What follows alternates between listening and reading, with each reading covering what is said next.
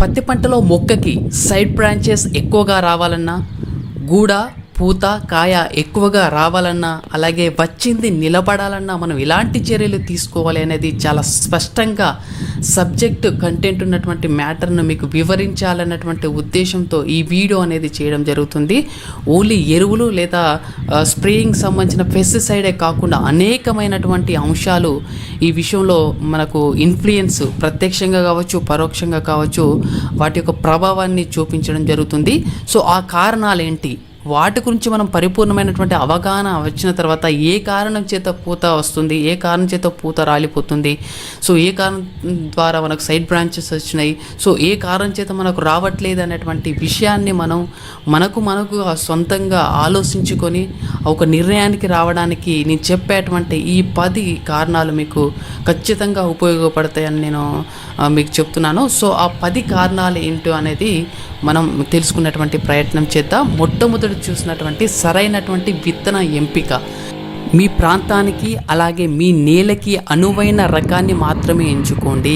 మీ నేల ఒకవేళ red soil అయితే ఏ విధంగా ఎంచుకోవాలి, బ్లాక్ సాయిల్ అయితే ఏ విధంగా ఎంచుకోవాలి అనేది మీ గత అనుభవాన్ని ఆధారంగా చేసుకొని ఒక మంచి విత్తనాన్ని ఎంచుకోవడం అనేది మీకు అధికంగా కొమ్మలు కానీ అలాగే పూత, గూడ, కాయ రావడానికి మంచి అవకాశం ఉంది. అది మీ చేతిలోనే ఉంది కాబట్టి మీ అనుభవాన్ని ఆధారంగా చేసి మంచి విత్తనాన్ని ఎంచుకున్నటువంటి ప్రయత్నం చేయండి.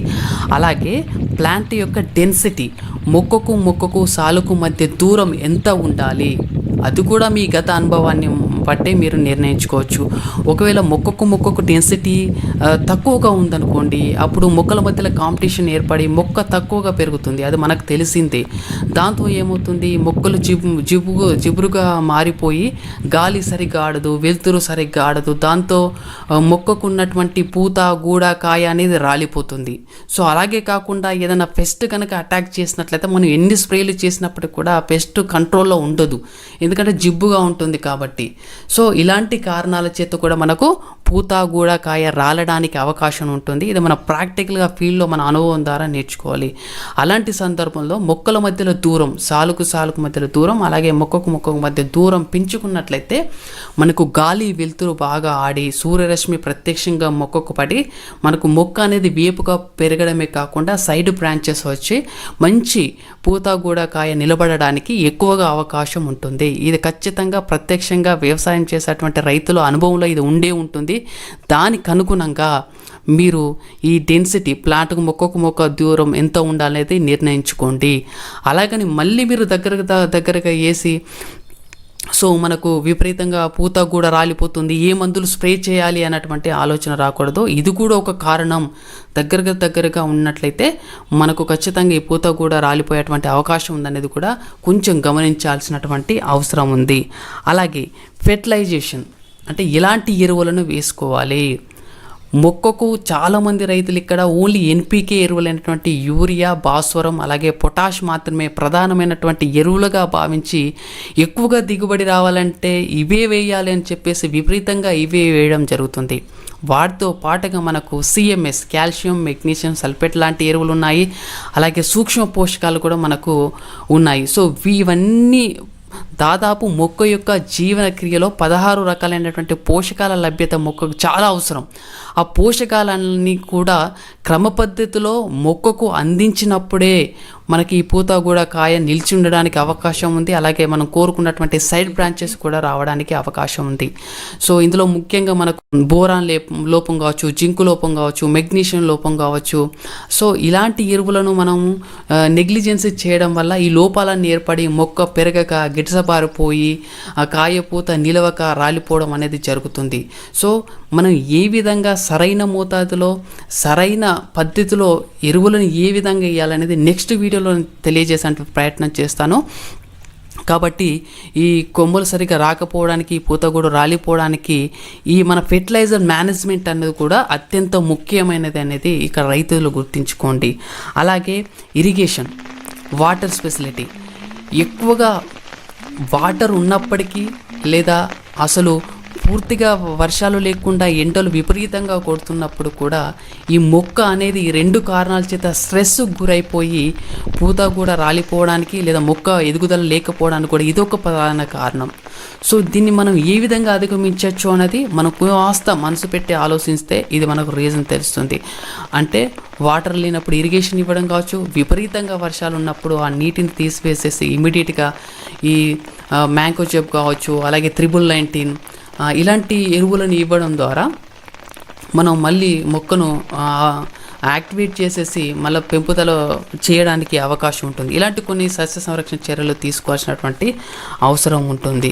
సో ఇది కూడా ఒక కారణం, ఏది ఎక్కువగా వాటర్ ఉండడం కావచ్చు, అలాగే పూర్తిగా బిట్ట పరిస్థితులు ఏర్పడడం కావచ్చు.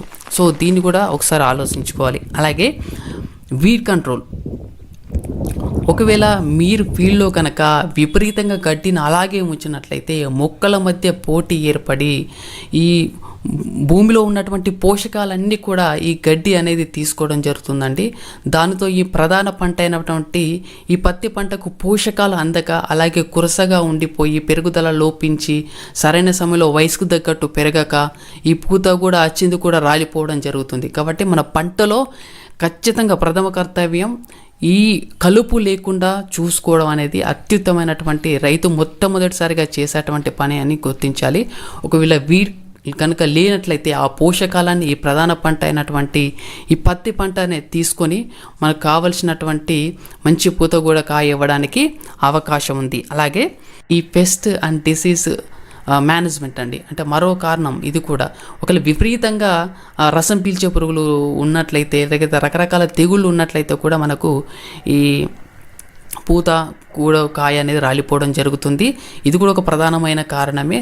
అలాంటప్పుడు మనం వ్యాధి లక్షణాలను గుర్తించి, లేకపోతే ఏమన్నా తామర పురుగు ఉందా, లేకపోతే పెనుబంక ఉందా, ఏ కారణం చేత రాలిపోతుందో ఇమీడియట్గా దానికి అనుకూలమైనటువంటి మనం టెక్నికల్ కలిగినటువంటి మందులను స్ప్రే చేయడం ద్వారా మనం ఈ పూత గూడకాయను మనం నిలుపుదలను ఆపివేసి మనం పంటను కాపాడుకున్న వాళ్ళం అవుతాం.